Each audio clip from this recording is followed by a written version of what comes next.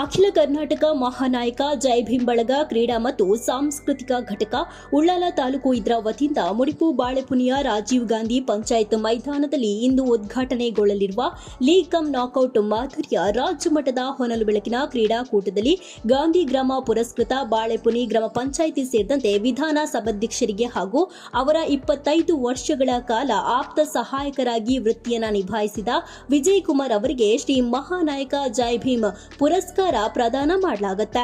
ರಾಜಕೀಯ ಜೀವನದಲ್ಲಿ ಅಧಿಕಾರವನ್ನ ಸೇವೆಯಾಗಿ ಬದಲಾಯಿಸಿಕೊಂಡ ವಿಧಾನ ಸಭಾಧ್ಯಕ್ಷರಾದ ಯುಟಿ ಖಾದರ್ ಫರೀದ್ ಅವರಿಗೆ ಪ್ರಶಸ್ತಿ ಪ್ರದಾನಿಸಲು ಪ್ರಮುಖ ಕಾರಣ ಅಂತ ಹೇಳಿದ್ರೆ ಸದನದ ಘನತೆಯನ್ನ ಕಾಪಾಡುವಲ್ಲಿ, ಶಾಸನಾತ್ಮಕ ಪ್ರಕ್ರಿಯೆಗಳನ್ನ ನ್ಯಾಯಸಮ್ಮತವಾಗಿ ನಡೆಸುವಲ್ಲಿ ಹಾಗೂ ಪ್ರಜಾಪ್ರಭುತ್ವದ ಮೌಲ್ಯಗಳನ್ನು ಸಂರಕ್ಷಿಸುವಲ್ಲಿ ನಿರಂತರವಾಗಿ ಶ್ರಮಿಸಿದ್ದಾರೆ.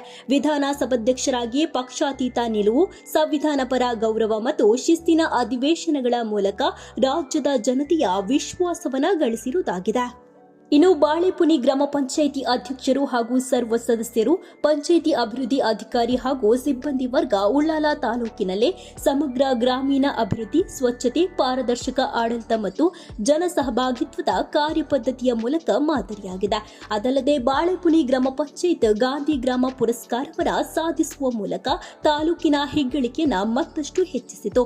ಗ್ರಾಮೀಣ ಪ್ರದೇಶದ ಸಮತೋಲನಯುತ ಅಭಿವೃದ್ಧಿಯ ಉದ್ದೇಶದಿಂದ ಸರ್ಕಾರ ಜಾರಿಗೊಳಿಸಿರುವ ವಿವಿಧ ಯೋಜನೆಗಳನ್ನು ಪರಿಣಾಮಕಾರಿಯಾಗಿ ಅನುಷ್ಠಾನಗೊಳಿಸುವಲ್ಲಿ ಬಾಳೆಪುನಿ ಗ್ರಾಮ ಪಂಚಾಯತ್ ಮುಂಚೂಣಿಯಲ್ಲಿದೆ. ಸ್ವಚ್ಛ ಭಾರತ ಅಭಿಯಾನ, ಘನತ್ಯಾಜ್ಯ ನಿರ್ವಹಣೆ, ಶುದ್ಧ ಕುಡಿಯುವ ನೀರಿನ ಪೂರೈಕೆ, ನೈರ್ಮಲ್ಯ ವ್ಯವಸ್ಥೆ, ಹಸಿರು ಪರಿಸರ ಸಂರಕ್ಷಣೆ ಮತ್ತು ಸಾರ್ವಜನಿಕ ಆರೋಗ್ಯ ಕಾಪಾಡುವ ಕಾರ್ಯಗಳಲ್ಲಿ ಪಂಚಾಯತ್ ಸಾಧಿಸಿರುವ ಪ್ರಗತಿ ಪ್ರಶಸ್ತಿಗೆ ಪ್ರಮುಖ ಕಾರಣವಾಗಿದೆ. ವಿಜಯ್ ಕುಮಾರ್ ಅವರು ಶಾಸಕರಾಗಿದ್ದ ದಿನಗಳಿಂದ ಹಿಡಿದು ವಿಧಾನ ಸಭಾಧ್ಯಕ್ಷರ ಹೊಣೆಗಾರಿಕೆಯವರೆಗೆ ಯುಟಿ ಖಾದರ್ ಅವರ ದಿನನಿತ್ಯದ ಕಾರ್ಯನಿರ್ವಹಣೆಯಲ್ಲಿ ಸಾರ್ವಜನಿಕ ಸಂಪರ್ಕ, ಕ್ಷೇತ್ರದ ಸಮಸ್ಯೆಗಳ ಸಂಯೋಜನೆ, ಜನರ ಅಹವಾಲುಗಳಿಗೆ ಸ್ಪಂದನೆ ಹಾಗೂ ಆಡಳಿತಾತ್ಮಕ ಕಾರ್ಯಗಳಲ್ಲಿ ವಿಜಯ್ ಕುಮಾರ್ ನಿಷ್ಠಾವಂತರಾಗಿ ನೆರವು ನೀಡುತ್ತಾ ಬಂದಿದ್ದಾರೆ. ಸ್ಥಿರತೆ, ಶಿಸ್ತು ಮತ್ತು ನಂಬಿಕೆಯೊಂದಿಗೆ ಸೇವೆ ಸಲ್ಲಿಸಿರುವುದು ಅವರ ವಿಶೇಷತೆ. ಸಾಮಾನ್ಯ ಕಾರ್ಯಕರ್ತರಿಂದ ಹಿಡಿದು ಹಿರಿಯ ಅಧಿಕಾರಿಗಳವರೆಗೆ ಎಲ್ಲರೊಂದಿಗೆ ಸಮನ್ವಯ ಸಾಧಿಸುವ ಸಾಮರ್ಥ್ಯ, ಸಮಯ ಪಾಲನೆ, ಗೌಪ್ಯತೆ ಮತ್ತು ನಾಯಕತ್ವದ ಮೇಲಿನ ಸಂಪೂರ್ಣ ನಿಷ್ಠೆ ವಿಜಯ್ ಕುಮಾರ್ ಅವರ ವ್ಯಕ್ತಿತ್ವದ ಮುಖ್ಯ ಗುಣಗಳಾಗಿವೆ. ಕ್ಷೇತ್ರದ ಅಭಿವೃದ್ಧಿ ಕಾರ್ಯಗಳು ಸುಗಮವಾಗಿ ನಡೆಯಲು ಅವರ ಹಿಂದಿನ ಶ್ರಮ ಮಹತ್ವದ ಪಾತ್ರವನ್ನು ವಹಿಸಿದೆ.